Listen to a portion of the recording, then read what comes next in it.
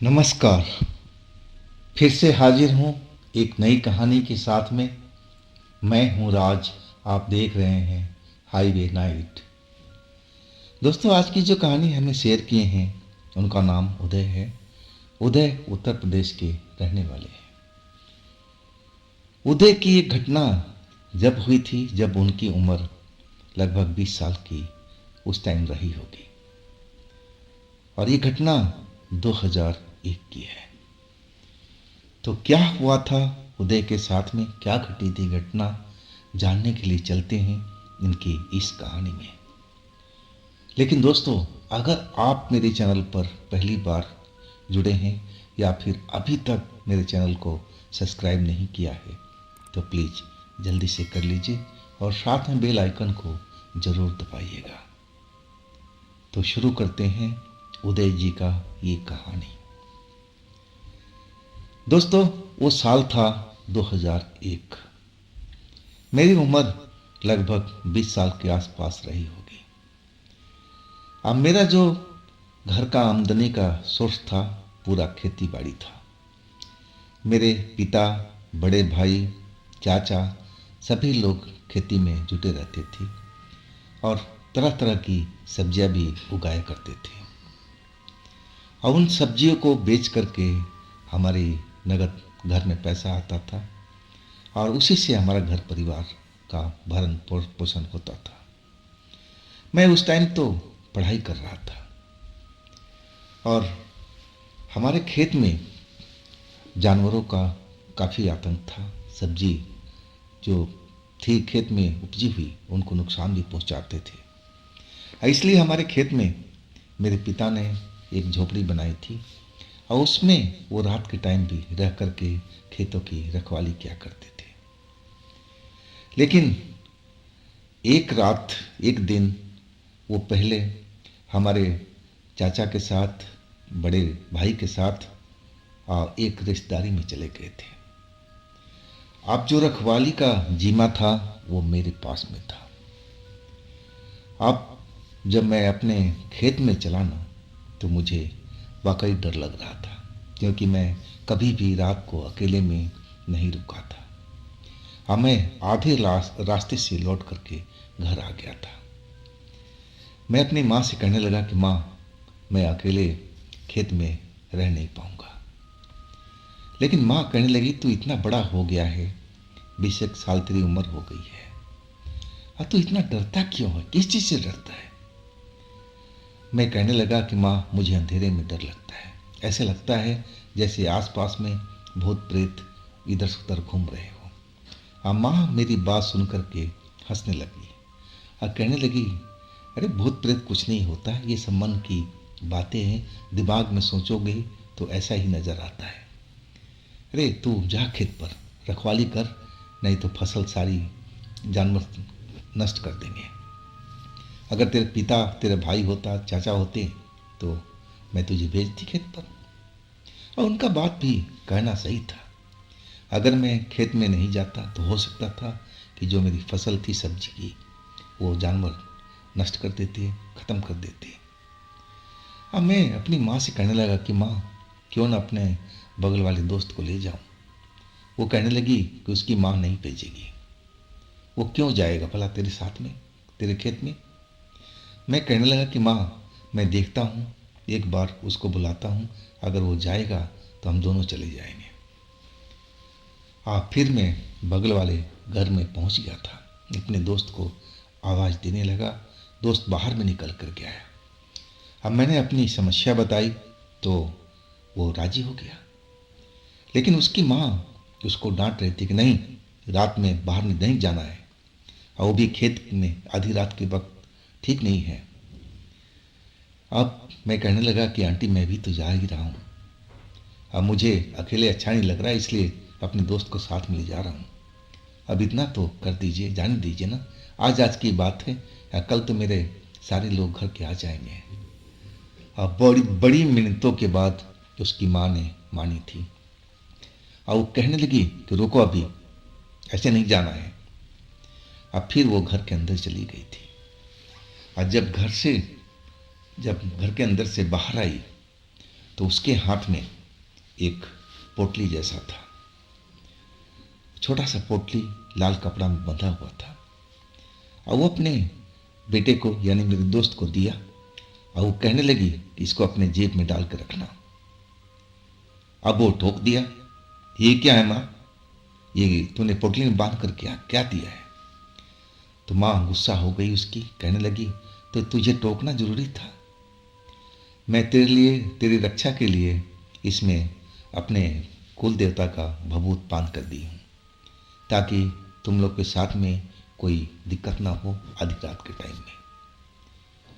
और फिर वो समझाने लगी कि हमें सुरक्षा में रहना चाहिए। और इसके बाद हम दोनों अपना खेत की तरफ चल पड़े थे। अब खेत में पहुंचे तो अब इधर उधर घूमने के बाद अपनी झोपड़ी के पास आकर के हम अपना बैठ गए थे, बातचीत करने लगे थे एक दूसरे से। और इसी बातचीत करते करते करीब करीब 2 घंटा से ऊपर बीत चुका था। अब हर तरफ खेतों के साइडों से गिद्धड़ों की रोने की आवाज़ सुनाई देने लगी थी। लग रहा था कि गिद्धड़ दौड़ते हुए इधर से उधर जा रहे हो, चिल्लाते हुए, एक दूसरे की आवाज़ देते हुए। और गांव में तो अधिकतर ऐसा होता ही है। सूरज डूबते ही गिद्धड़ों की आवाज़ आने लगती है। अब तो आधी रात का करीब वक्त हो रहा था, लेकिन गिद्धड़ आज बहुत तेज तेज आवाज़ कर रहे थे। लग रहा था कि जैसे मेरे खेत के आसपास में ही सारे गिद्धड़ इकट्ठा हो गए हों और वो रोने लगे हों। अब ऐसा माहौल हो चुका था डरावना। अब मेरा जो दोस्त था वो तो मेरे से ज़्यादा ही डरपोक निकला। अब कहने लगा कि भाई बुरा मत मानना, मुझे यहाँ पर अच्छा नहीं लग रहा है, मैं तो सोच रहा हूँ कि अपने घर निकल जाऊँ। और देखो तुम भी चलना है तो चलो, मुझे यहाँ का माहौल ठीक नहीं लग रहा है। देख रहे हो ना, गिद्धड़ों की रोने की आवाज़ इतनी भयानक लग रही है और ये सब तुम्हारे खेत के आसपास ही सब कुछ हो रहा है। तो ये मामला मुझे सही नहीं लग रहा है मेरे दोस्त। मैं तो कहता हूँ कि हम दोनों चलते हैं घर में। अब तो आधी रात से ऊपर का टाइम हो गया है, अब भला कौन सा जानवर आएंगे। लेकिन मैं नहीं जाना चाहता था। मैं जानता था कि जानवर का कोई आने का टाइम वक्त नहीं होता है। जंगली जानवर कभी भी आ सकते हैं और एक बार झुंड आ गया तो मेरी खेत की सारी सब्जियां वो चट कर जाएंगे। मैं उससे कहने लगा कि देख भाई, आधी रात तो हो ही गई है और हम लोग अब आराम कर लेते हैं और थोड़ी देर में, थोड़े टाइम में तो सुबह हो जाएगा, फिर अपने घर लौट पड़ेंगे। लेकिन वो तो जीत पर आ गया था, वो डरा हुआ दिख रहा था। वो कहने लगा कि भाई मैं तो रुकूंगा नहीं, अगर तू नहीं जाओगे तो मैं अकेला ही चला जाता हूँ। अब वो जाने लगा तो उसको याद आ गया और वो अपनी जेब से वही पोटली मुझे निकाल करके दे दिया और कहने लगा कि उदय भाई, ये पोटली अपने पास में रख दो जो माँ ने दिया था, ये तुम्हारी रक्षा करेगा, मैं तो अपने घर जा रहा हूँ। अब उस खेत से गांव की जो दूरी थी करीब करीब 1 किलोमीटर की आसपास थी। अब मैं उसको मना करता रहा कि देख भाई, तू अकेले मत जा, हम दोनों साथ में है ना, और साथ में रहेंगे तो कोई दिक्कत नहीं होगी। लेकिन वो तो अपना जीत पर अड़ा रहा था। अब वो पोटली मुझे दे करके, अब मेरे मना करने के बावजूद भी अब वो चल पड़ा था। अब मेरे खेत से थोड़ी ही दूरी पर गया होगा, थोड़ा सी फासला पार किया होगा, और तभी उसकी चीख तेज सुनाई पड़ी। बहुत ही डरावनी भयानक चीख थी मेरे दोस्त की। उसकी चीख सुनकर के तो मैं एकदम डर गया था और आसपास में और गिद्धड़ों की तेज रोने की, चिल्लाने की आवाज़ शुरू हो गई थी। ये माहौल बहुत ही भयानक मुझे लग रहा था। मैं अपने झोपड़ी के पास से ही अपने दोस्त को नाम लेकर के आवाज़ लगाने लगा, क्या हुआ मेरे दोस्त, क्या हुआ, तुम इतनी जोर से क्यों चिल्ला रहे हो, क्या बात हुई, तुम दौड़ के मेरे पास में आ जाओ, आ जाओ मेरे दोस्त। लेकिन वो 1 ही 2 बार चिल्लाया था और इसके बाद उसकी आवाज़ आनी बंद हो गई थी। और वो मुझे अब दिखाई भी नहीं दे रहा था कि आखिर वो घर गया कि कहीं वहीं पर गिरा हुआ है, या फिर उसके साथ क्या हुआ है। कुछ समझ में नहीं आ रहा था। अब मैं बार बार आवाज़ दे रहा था, उसको नाम ले ले करके पुकार रहा था कि तुम मेरी बात सुन रहे हो, लेकिन वो तो कोई जवाब ही नहीं दे रहा था। अब मुझे लगने लगा कि मुझे उसकी खबर लेनी चाहिए। अब मैं चल पड़ा था, और जैसे जैसे आगे चल रहा था मुझे एहसास हो रहा था कि मेरे पीछे कोई है। मैं उसकी कदमों की आवाज़ अपने कानों में महसूस कर रहा था, लेकिन जब मैं पलट कर देखता ना, तो मुझे कोई भी दिखाई नहीं दे रहा था। मुझे बहुत डर लग रहा था, एकदम दिल की धड़कन तेज बढ़ा हुआ था। लेकिन मेरा भी मन हो रहा था कि मैं इस खेत से अपने घर की तरफ भाग जाऊं, लेकिन फसलों का नुकसान का डर था। मम्मी पापा कहीं नाराज ना हो जाए, सारा मेहनत हम लोग को बेकार ना चला जाए। ऐसी वजह से मैं इस खेत में रुका हुआ था, नहीं तो मेरी तो हिम्मत पहले टूट चुकी थी। अब मैं धीरे धीरे आगे की तरफ बढ़ता जा रहा था, और पीछे भी ध्यान रखा हुआ था। और जैसे जैसे आगे बढ़ता जा रहा था, कदमों की आवाज़ मेरे पीछे साफ साफ सुनाई दे रही थी, जैसे कोई मेरे पीछे आ रहा हो। और जब पलट कर देखता जल्दी से, तो कोई भी नहीं दिखाई देता था। मैं अब उस जगह पर पहुंच गया था जहां पर दोस्त मुझे आवाज़ दे करके चिल्लाया था।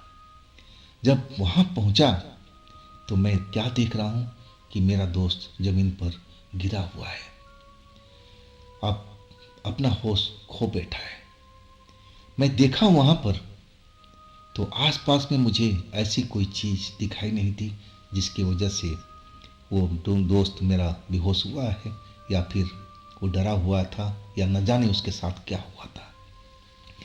जब मैं उसके पास पहुंच गया ना, तो मुझे लगा कि उसके आसपास में वहाँ कोई न कोई है जो गोल गोल घूम रहा है। दौड़ते हुए कदमों की आवाज़ मुझे साफ सुनाई पड़ रही थी, लेकिन मुझे कोई दिखाई नहीं दे रहा था अभी भी। मैं अपने दोस्त को उठाने लगा, अरे दोस्त उठ जाओ उठ जाओ, क्या हुआ तुम्हारे साथ में। मैं बार बार उसको होश में लाने की कोशिश करने लगा। मैं अपने गांव की तरफ आवाज़ भी लगा रहा था, लेकिन गांव की दूरी ज़्यादा थी। मैं बचाव के लिए किसी को बुलाना चाहता था, लेकिन शायद मेरी आवाज़ गांव तक पहुंच नहीं पा रही थी। मैं बेहद घबराया हुआ, खुद डरा हुआ था। और कुछ ही देर की मेहनत के बाद मेरा दोस्त होश में आ गया था, और जैसे ही उसने मुझे देखा तो और डर करके मेरे से लिपट गया। मैं दोनों दोस्त डरे हुए थे। अब मैं उससे पूछने लगा कि तुम तुम्हारे साथ में क्या हुआ था, तुम क्यों डरे, क्यों चिल्लाए, और क्यों बेहोश करके गिर गए। वो कहने लगा कि दोस्त यहाँ रुको मत, चलो चलो, यहाँ मैं कुछ बोलना नहीं चाहता। वो बेहद डरा हुआ था और बार बार इधर उधर देख रहा था। मैं समझ गया कि मामला गंभीर है, और मुझे भी महसूस हो रहा था कि मेरे आसपास में कोई न कोई घूम रहा है और दौड़ रहा है इधर से उधर। मैं सोचा कि जान है तो जहान है, अगर अगर मैं घर नहीं गया तो ना जाने मेरे साथ में, मेरे दोस्त के साथ में क्या हो सकता है। अब मेरे पिता कैसे यहाँ पर रात में रहा करते हैं, मेरे भाई कैसे रहते हैं, मेरे चाचा कैसे रहते हैं, मुझे तो कुछ समझ में नहीं आ रहा था।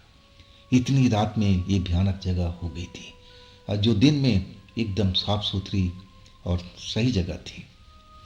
अब हम दोनों डरे हुए लोग चल पड़े थे अपने घरों की ओर। अब कुछ ही दूर हम चले थे, अब गांव थोड़ा नज़दीक आ गया था। और वो जो चलने की आवाज़ थी, मुझे बार बार अभी भी मेरे पीछे पीछे लग रहा था कि कोई चल रहा है।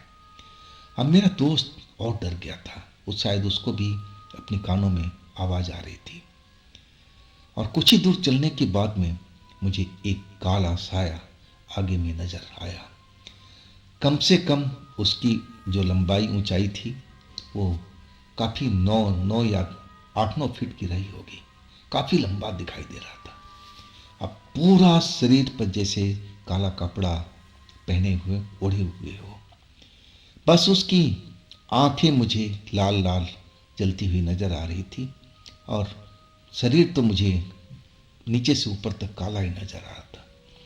और जैसे ही मेरे दोस्त ने उसको देखा तो उसकी तो चीख निकल गई थी और कहने लगा, यही तो था, यही तो था, यही तो इसने मेरे को गिराया था यहाँ पर।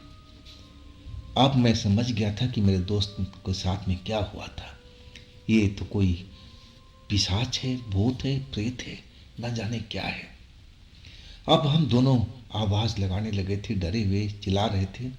अब गांव नज़दीक अब बिल्कुल आ चुका था। अब हमारी जो आवाज़ थी दोनों की शायद गांव वालों ने सुन लिया था और वहाँ से वो आवाज़ भी लगा रहे थे कि कौन है, कौन है, क्या हुआ तुम लोग के साथ में। और गांव वाले तो तत्पर थे। रात के टाइम भी अपने अपने घरों से निकल गए जो नज़दीक थे और उनके आने की आवाज़ हमें सुनाई पड़ने लगी। अब तो हमारी हिम्मत नहीं हो रही थी कि हम आगे जाएं या पीछे जाएं।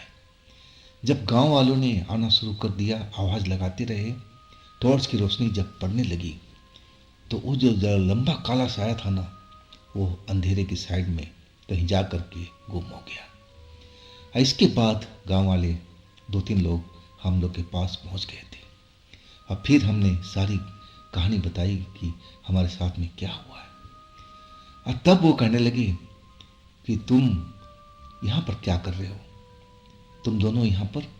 मैं बोला कि खेत की रखवाली कर रहे हैं और हमारे पिताजी, चाचा, मेरे भाई सब कहीं गए हुए हैं। वो कहने लगे कि तुम्हें क्या मालूम नहीं था कि आज अमावस की रात है और आज की रात तुम्हें यहाँ रुकना नहीं चाहिए था। और तब हम लोग उनके साथ घर वापस लौटे थे। और वो जब घर पहुँचे ना, तो जो मेरे दोस्त की माँ थी, अब सारा गांव में जैसे जाग गए थे लोग, छोटा सा गांव था, अब हल्ला गुल्ला हुआ तो सब जाग गए थे। अब मेरे दोस्त की माँ भी निकल करके और दौड़ती हुई आ रही थी। उसको अपने बच्चे की विशेष चिंता थी। अब मेरी माँ भी उसके पीछे पीछे अब आ रही थी। हम रास्ते में मिल गए। अब मेरे दोस्त की माँ कहने लगी कि क्या हुआ तुम लोग के साथ में। अब गाँव वाले ने सारा कहानी बताया कैसे से मामला हुआ था। और तब वो कहने लगी, वो पुड़िया कहाँ है जो तेरे को दिया था मेरे बच्चा। और कहने लगे, मैं अपने दोस्त को दे करके उस खेत से वापस आ रहा था, मुझे डर लग रहा था। तब मेरे दोस्त की माँ ने बोला कि अगर तेरे पास में पुड़िया होता ना तो तेरे साथ में ये हादसा नहीं होता, तुझे भूत प्रेत दिखाई नहीं देता, ना तेरे पर हमला करता। वाकई में समझ गया था कि वो पुड़िया मेरे दोस्त ने मुझे दे दिया था और खुद ही अपने गांव के साइड में चल दिया था और तभी उसके साथ हादसा हुआ था। अगर वो पुड़िया उसके पास में रहती और हम दोनों एक साथ में रहती ना, तो शायद हम ऐसा महसूस भी नहीं करते, ना हमारे साथ कोई हादसा होता। उस पुड़िया में ज़रूर कोई शक्ति थी। तो दोस्तों, ये थी आज की कहानी उदय जी की। अगर आपके पास भी ऐसी कोई घटना है जो आप मुझे भेजना चाहते हैं तो आप मुझे इंस्टाग्राम पर या मेरे व्हाट्सएप नंबर पर अपनी कहानी को, अपनी घटना को भेज सकते हैं। हाँ दोस्तों, ये भी चैनल आप ही का है, इसको भी अपना प्यार दीजिए ना, लाइक कीजिए, सब्सक्राइब कीजिए, शेयर कीजिए। और फिर हम मिलते हैं अगले रोज एक ऐसी ही रोचक डरावनी घटना में। आप लोग अपना ख्याल रखिएगा। नमस्कार।